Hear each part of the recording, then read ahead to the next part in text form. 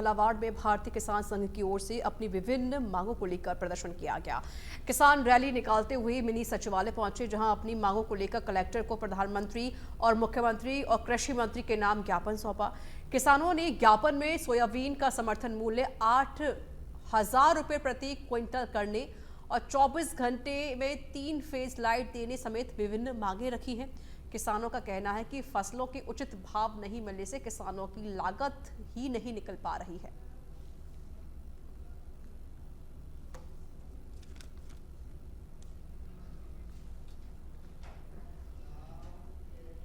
और अब खबर श्रीगंगानगर के पदमपुर से बता देते हैं, जहां पदमपुर में 50 लाख के करीब की लूट का मामला सामने आया। आरोपियों की गिरफ्तारी नहीं होने से शहर की जनता में आक्रोश है। बड़ी संख्या में लोग सड़कों पर उतरे हैं। आक्रोशित लोगों ने पदमपुर थाने का घेराव भी किया। वहीं एमएलए रुपिंदर सिंह कुन्नर भी पदमपुर थाने पहुंचे।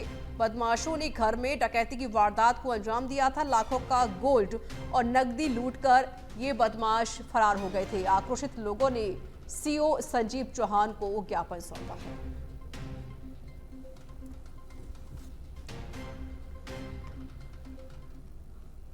ये पदमपुर की पहली घटना है, डकैती की घटना, जो बड़ी गंभीर मसला है, ये मामला है। ऐसी घटना पे आज से पहले कभी नहीं हुई।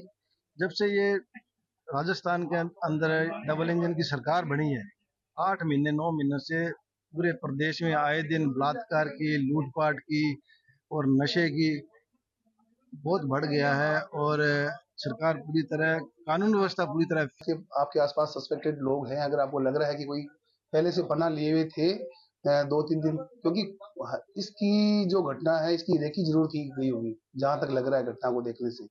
तो इसका भी थोड़ा सा आप ध्यान रखिए। 2-3 पहले कोई सस्पेक्टेड आदमी रहा हो आसपास, उसके बारे में भी कोई जानकारी आप उपलब्ध करवा सकते हो, उसके फुटेज, उसके वाहन, तो आप हमें वो भी बताएं।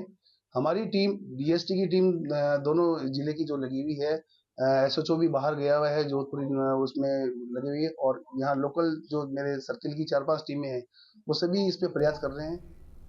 सिरोही पिंडवाड़ा रेलवे स्टेशन पर जम्मू तवी एक्सप्रेस ट्रेन से नीचे उतरते समय चाय बेचने वाले एक युवक का पैर फिसल गया और वह ट्रेन और प्लेटफॉर्म के बीच फंस गया।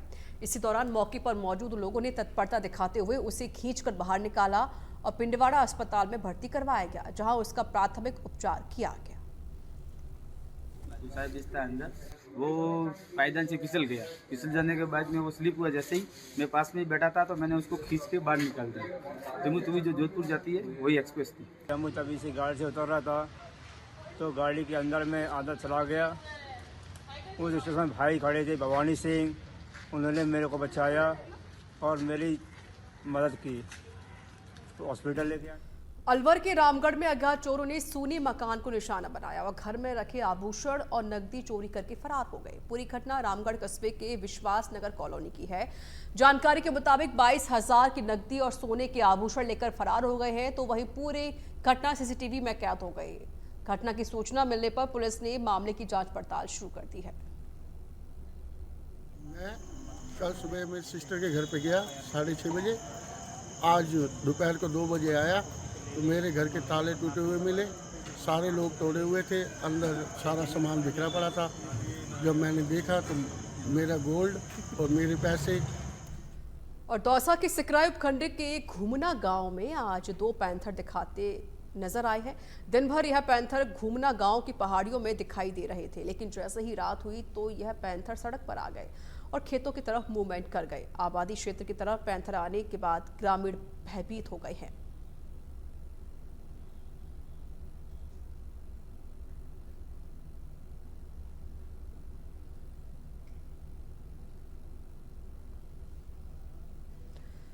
और जयपुर विकास प्राधिकरण ने कार्रवाई की है। 27 बीघा भूमि पर 2 अवैध कॉलोनियों को ध्वस्त किया गया। Zone 13 Daulatpura Delhi road bypass पर ये कार्रवाई हुई है।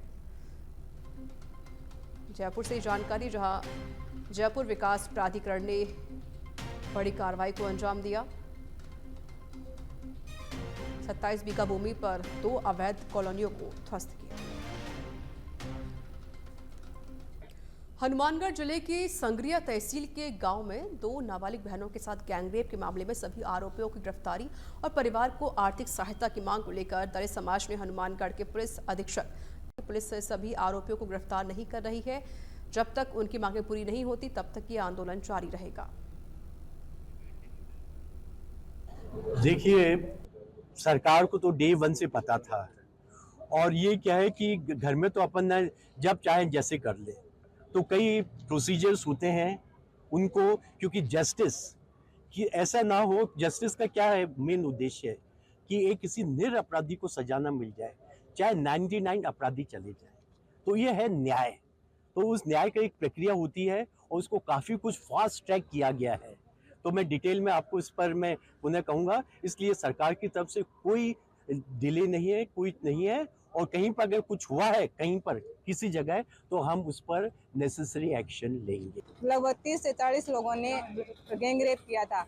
इस घटना की सबसे पहले हमने जो जानकारी थी वो एसपी को दी थी, लेकिन एसपी ने कोई भी काम, सरकार के दबाव या जो भी लोग हैं उनके दबाव